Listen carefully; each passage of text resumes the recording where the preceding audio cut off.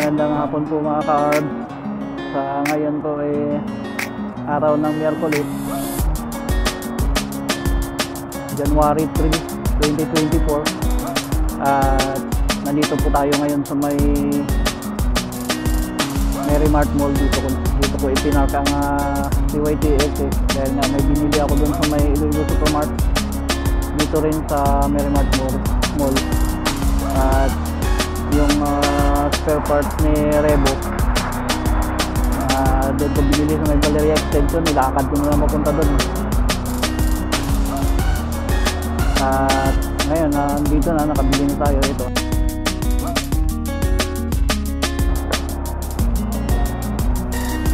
ang spare parts ni Revo para sa preno. Yan parang ano yan, brake shoe ba yan tawag yan? Ano yan? Hindi ko alam kung anong tawag yan. Tara po mga ka-ARB, samahan nyo ako at bibiyahin na tayo pa uwi. Dito tayo dadaan sa may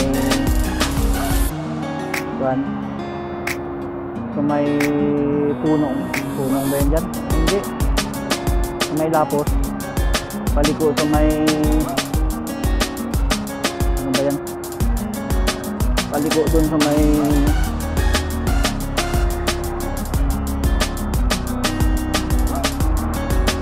Coastal Road. Tuloy-tuloy na sa circumferential at dadaan tayo dun sa may binuksan na buhang flyover. Tara po mga ka-ARB, lakad na tayo. Samahan niyo ako.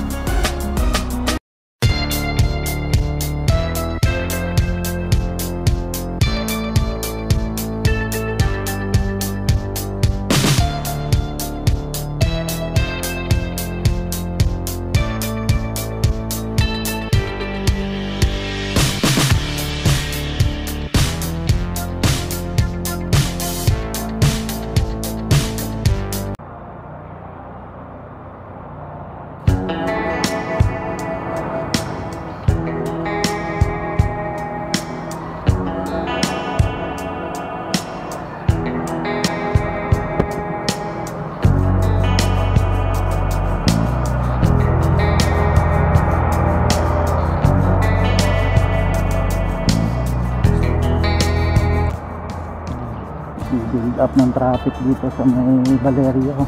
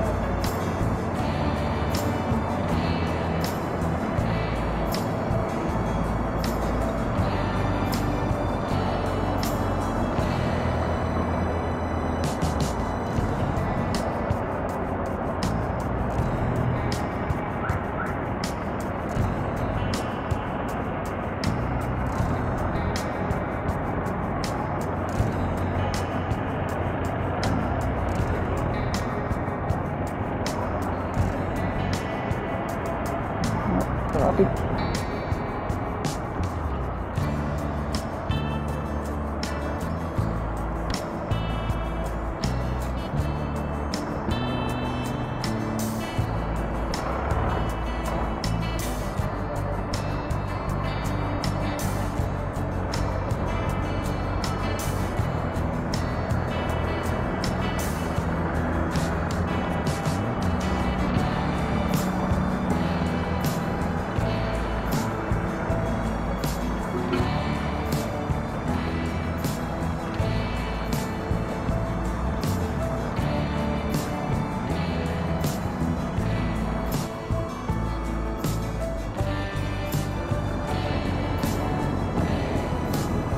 Samantalang dito ang luwag.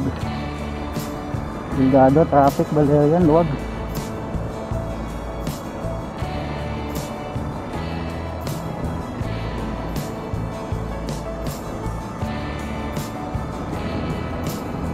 kung minsan kailangan mong i-double click itong SD cam para mag-play o mag-stop ng recording. Kala ko minsan na-kuan ko, na-off ko. Yung pala gumagana pa din.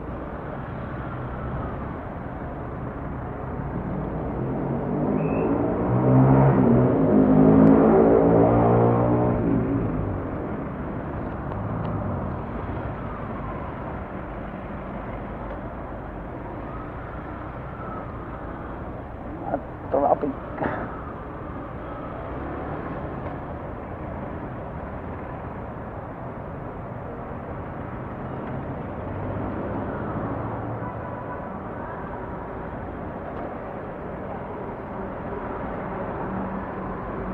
Sabing traffic ba?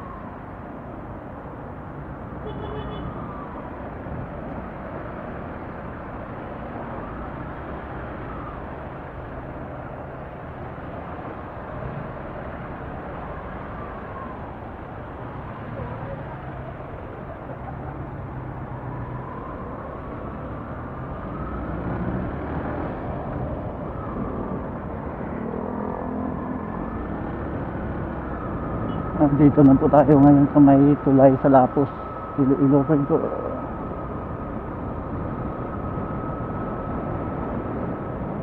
Ito na tayo rito, magsusuot tayo ng gloves.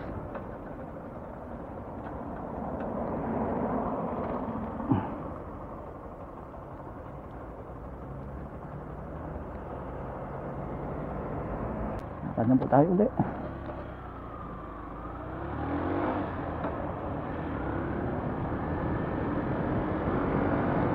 Kanan papuntang Lapus District.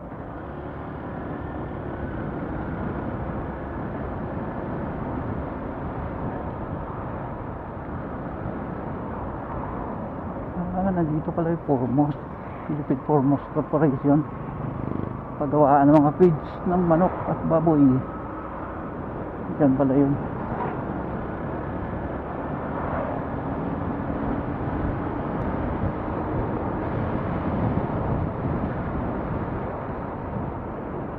Doon Memorial Elementary School.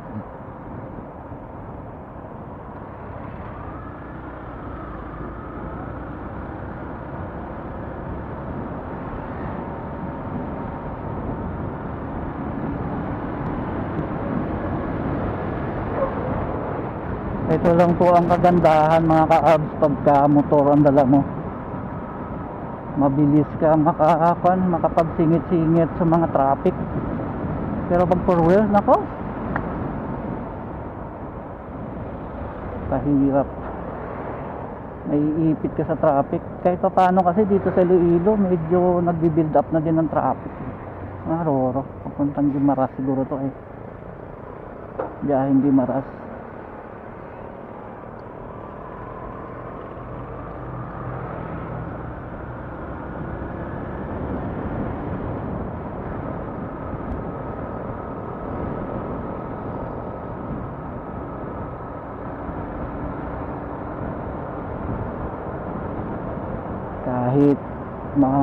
medyo mahaba-haba ang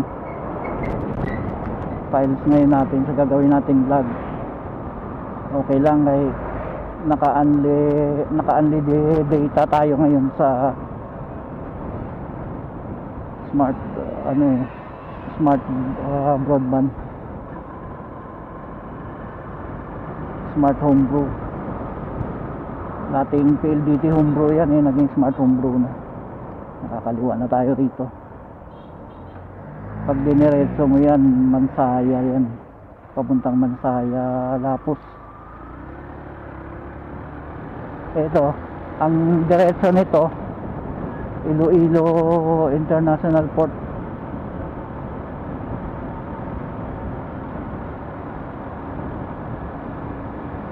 Lapos pa ba yan dyan o Lapas ang International Port?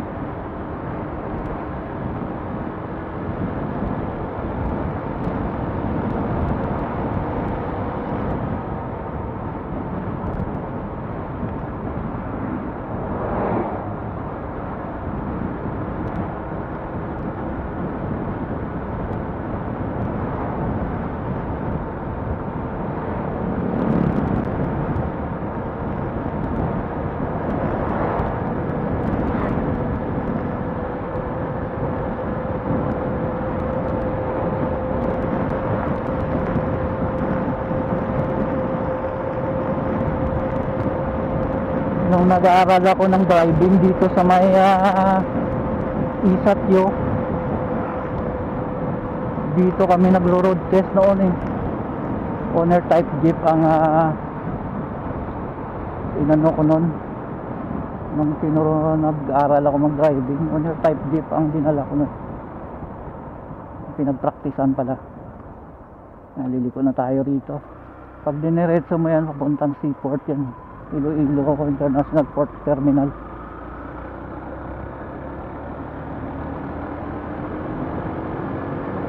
Ito naman pag diniretso mo papuntang Lapas District, wala pa masyadong mga infrastructure dito noon nung mag-practice ako driving. 1997 ba yun? 96 97 na rin yata. 10 days din yun natag 1 hour, bali 10 hours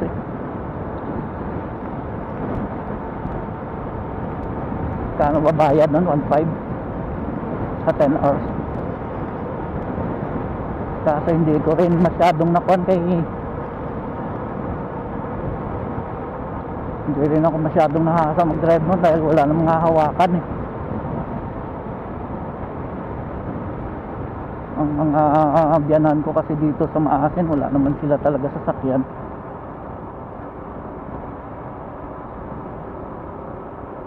Yung mga panahon na yun, tapos kakanan tayo dyan sa Coastal Road.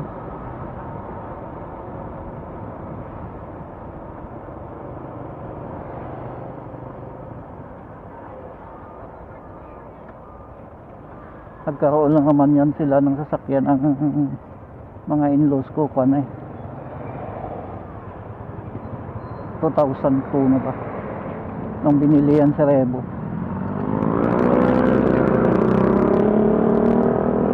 Tapos ang gumagamit ang bayaw ko, yung bunso nila misis, nung mag-abroad siya nun sa Middle East nung 2012. Sa akin niya na iniwan, kaya ako nang humahawa hanggang ngayon.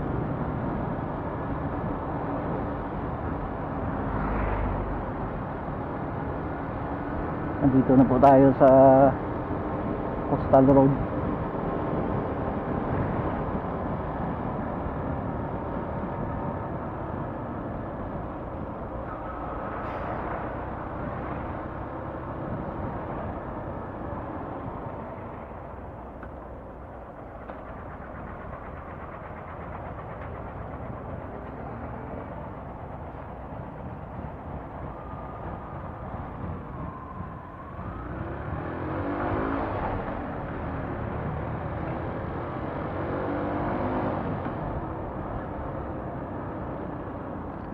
papuntang Tikod.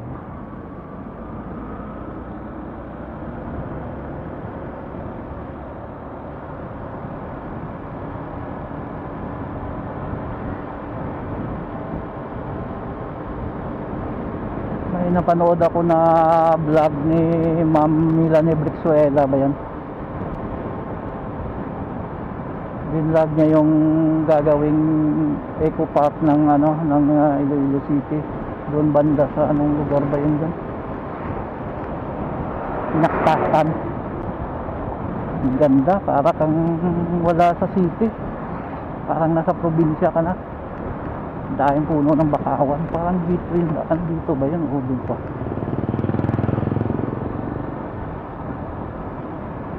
Ang ganda ng lugar. Pag na-develop na yun ng Iloilo City, isa sa magandang pasyalan yun. Daming puno ng bakawan. Nakaka-relax.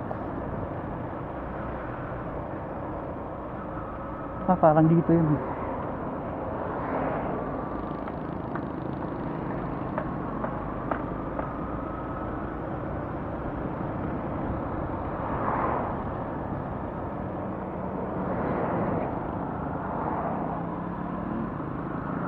May PEDC yan.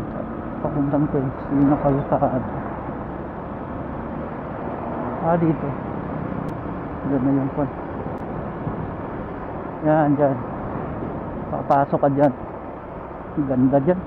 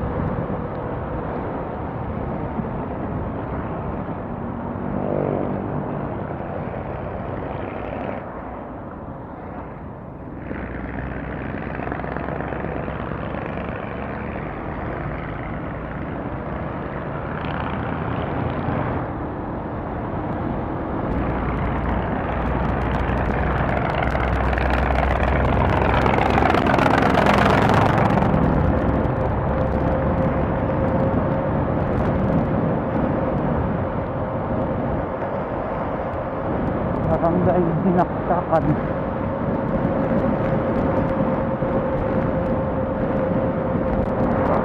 Pagdating dyan sa may intersection, nakaliwa na po tayo sa Circumferential Road. Doon sa nilabasan ng kanayan, no? ng container van na yun.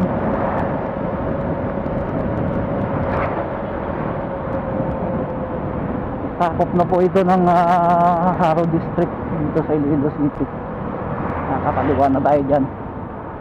Itong coastal road na to, pag dinaretso mo to, ang tapos nito sa may Municipality of Dumangas.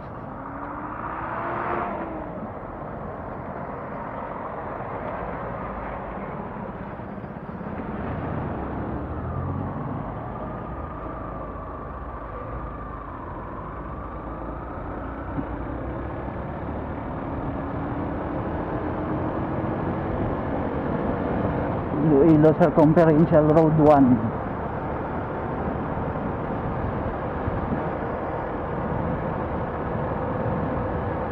Hindi pa na-umpisahan ang gagawing SM dito.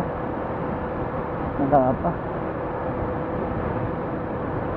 Diyan po yan na side sa may ano ng SM. Baka yan na yun. Yung malaking building na yan. SM City.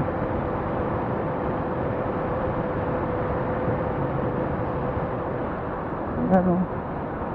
Kaso against the sunlight. Yan.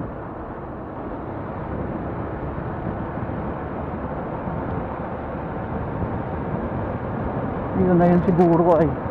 Hindi lang po ako sure mga ka-arbs ha. Pero baka yun na yun ang SM na itatayo dito sa ano sa may distrito ng Haro.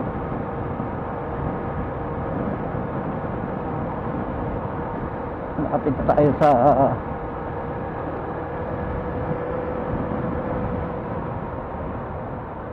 flyover.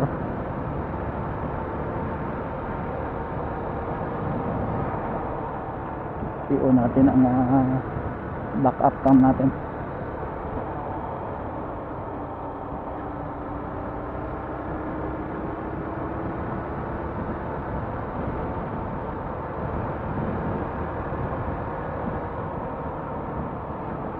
Padaan din dito sa Buhang Flyover.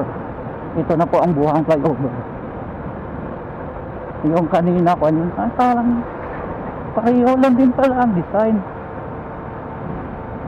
Kaso may center island yung nandun sa Hibawan Flyover.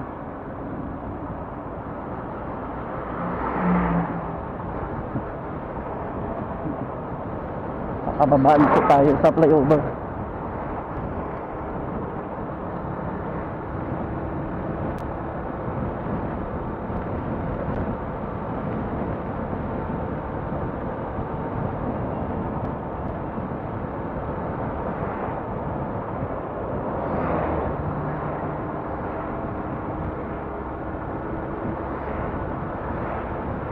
Ang ganda ng bike lane, no?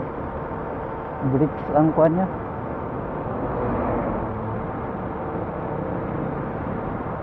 Hanggang kuha siguro itong bike lane na to, mula rito hanggang dun sa may pinakadulo nitong Circumferential Road 1. Circumferential 1. Ang Circumferential 2 naman, hindi pa siya natatapos. Yun yung na-vlog natin nung nakaraan doon sa may bayan ng Leganes. Nasa labas po siya ng Iloilo City. Ito naman, mula siya doon sa may Barangay Balabago sa Barangay Balabago sa may Coastal Road hanggang doon sa may Arevalo District.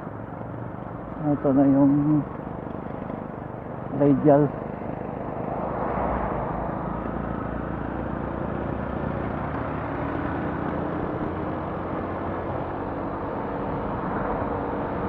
Pagdating po dyan sa may Takasaro, kakanan na po tayo patumbok sa may nasasakupan ng bayan ng Pabia. Tuloy-tuloy na hanggang doon sa may Barangay Abutayan sa Santa Barbara.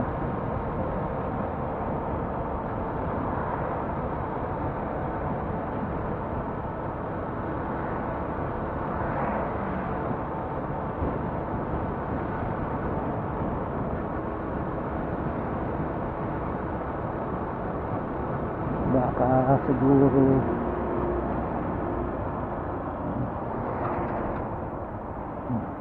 tuloy-tuloy na lang natin to.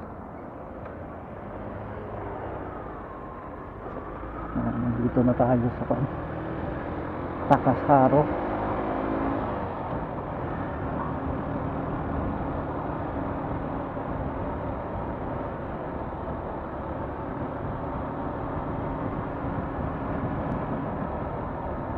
Wala naka-record ang back up cam natin, kala ko naka-record.